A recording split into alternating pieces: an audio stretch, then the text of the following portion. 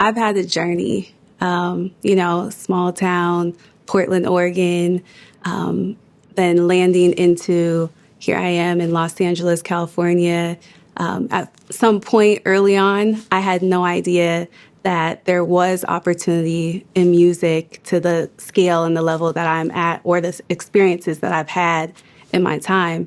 And it was more so like my journey started as just being really great at throwing parties and, getting people together, showcasing my friends. A lot of my friends, they are musicians, especially growing up. And I was like, they're so talented. And I don't have a musical bone in terms of playing instruments, and I don't sing and I don't rap or anything like that. But I was so inspired by my friends. And so what I would do is I'd throw these parties, and I would be 17 years old, booking out nightclubs in Portland and using that time to go ahead and book the hottest DJ, which was DJ OG1 out of Portland. He DJ'd for the Trailblazers. And so I'd have him DJ, but I would use that time to really show off my friends and the talent in Portland. But I didn't realize for some reason, that was just what I did naturally. And I thought that I was actually going to work in sports. Music wasn't where I was going to end up working. And I'm at Oregon State. I ended up getting the job working at Nike after college. And then I said, okay, well, I think I want to get my master's degree. And so even before going to Nike, I let them know hey, I want to pursue my master's and I might have to end up leaving. They're like, that's okay. We want you to work with us. We want you to do these meetings and events. It was the global team. And so I said, okay, cool. I ended up getting the graduate assistantship at Syracuse. And that was really the determining factor because I'm the program was sport venue and event management. And at that time, I was like, okay, yeah, I can become the GM of a sports team. I can go ahead and run an arena that has music and sports and live events the monster truck shows and the Disney's on Ice, those sorts of events. I could totally do that. And so that's why I ended up going to Syracuse for that purpose, mainly to work in sports. But I had this desire of still wanting to do things in music. So I was still booking artists, doing events. I'm at Syracuse. And literally what's funny is I had ended up introducing myself in the first day for the graduate class. And I'm I'm Sierra Lever. I'm from Portland, Oregon. And the question is oh, what do you want to do? And I said, oh, I want to produce the Grammy Awards. And they're looking at me crazy, you're in a sport management program. But for me, I was yeah, I know, because my plan A is in sports. My plan B, I have no idea how to get there, what to do. But I know this direction. And so I had said that. And most of the people, they thought I was crazy for keeping on to that, dream and that desire. Throughout the entire year, fast forward, I ended up landing an internship at the Recording Academy. And the cool thing about that is it was my second time applying for an internship with that program. So I had ended up, first time applying, I applied to every single chapter around the country when I was at Oregon State. And I didn't hear back at all. So I'm okay, I'm at school again. I'm at Syracuse. This is my second opportunity to go ahead and apply.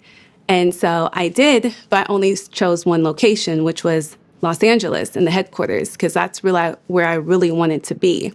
And so I did that, but I also ended up going online and scrolling to find any sort of a blog. It was kind of around time of Tumblr. And so I'm scrolling. I find that they have a blog and I'm just going. And I finally see, oh, here's a post about an internship and here is someone's actual email address. So I email that email address And I'm like, who knows what's going to happen? Like, either the person is still there in that position and they respond, either they end up, not being there and I get a bounce back, or they're there and they're in a different position and they forward it along, or they ignore me. But either way, I now have like a direct contact to go ahead and say, hey, I applied for this. And so I ended up emailing, and the woman, her name's Yvonne Faison, she responded and she was like, Sierra, your writing is amazing. And, your narrative essay, because I had to write an essay about like why I wanted to work for the Academy and in music and the Grammy Awards and everything. And so I ended up doing a Skype interview with her after. But the crazy part is when I sent her my application, she told me that my application was blank and she only had my essay. And so my heart just like dropped, because I'm like, this is like first impression. This to me is like something that I usually am on point with. Like, now she's seen like, oh, like what happened to the application. So I ended up sending it back to her. I really still to this day don't know what happened, but that was actually that was my first entry point into the music industry, because I landed the internship. We did the Skype. It went amazing.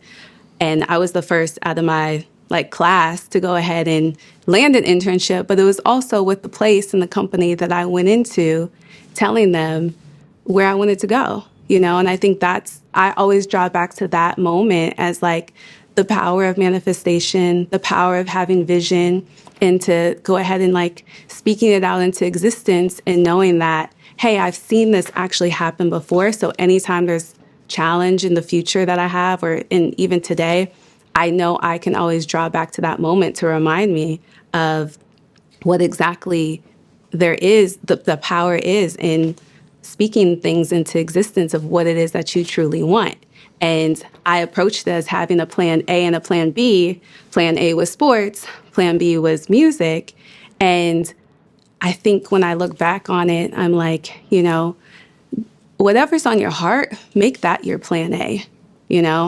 For myself, I said, oh, I know how to get a job in sports. I know how to do these certain, things. But what really drives me is working in music and working with talent and artists and making these memorable experiences happen. So it's like, always go with your gut, go what's on your heart. I landed the internship with the Recording Academy, and then I flew to LA. I spent some time as an intern. I ended up temping after the fact. So I worked as a temp in the awards department. I ended up temping in the executive office with the president. And I'm like, at that time, looking for a permanent job. I wanted to work there, and there just wasn't any roles opening up. And I'm like, okay, well, I got to figure out something. I got to start my career. Like, I got to figure this out. And at that point, I was still trying to figure it out. And I'm like, well, I have all these skill sets.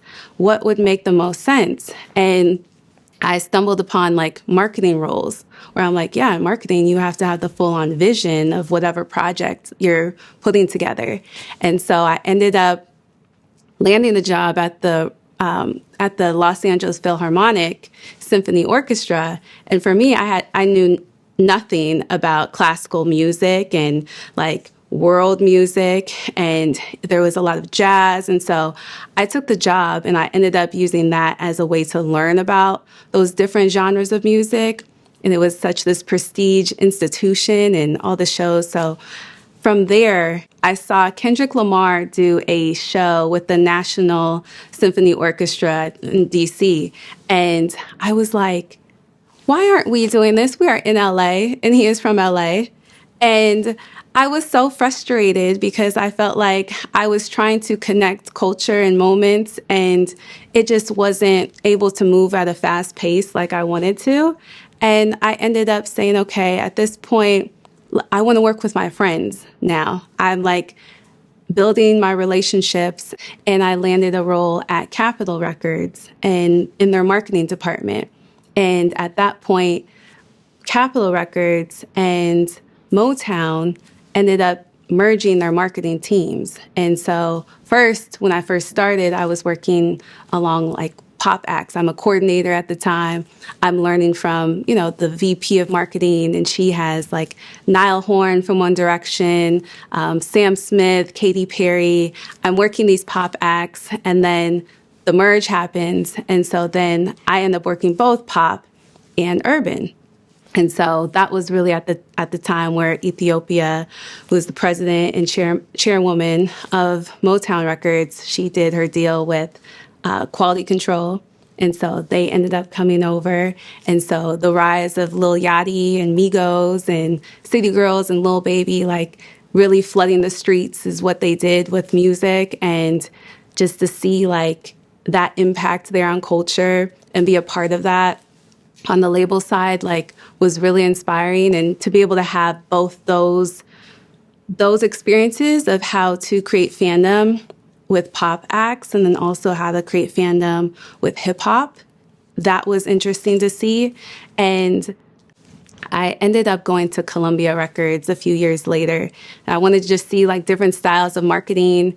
And I had gone to Columbia Records, and Felicia Fant and Sean Holiday, they're both running the urban department, and they hired me on as a marketing director. And so when I was there, what was cool about it was I was working acts that I see as like really genre bending, and some who wanted to be defined as like genreless. So when you think about like Lil Nas X and the Kid Laroi, Polo G, 24K Golden, Baby Keem, Chloe and Halle, Fabio Foreign, like I had like a really insane roster of talent. And I just felt like time just really shows like over time, when you look back, why each step was able to prepare you for the next step, right?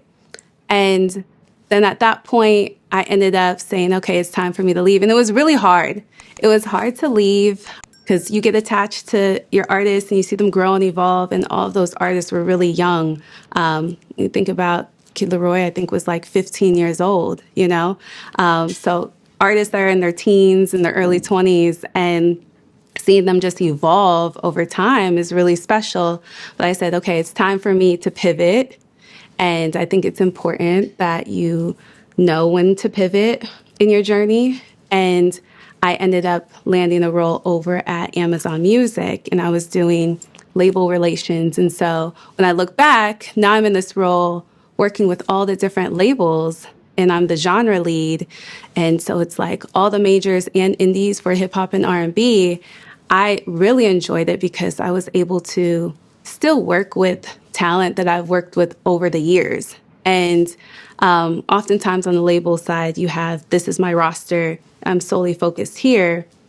On the streaming side, I was in a position where I can go back and work with them, or to learn about and meet new artists and managers and just like build that network and be able to look at music from up here instead of being so much on the ground every single day.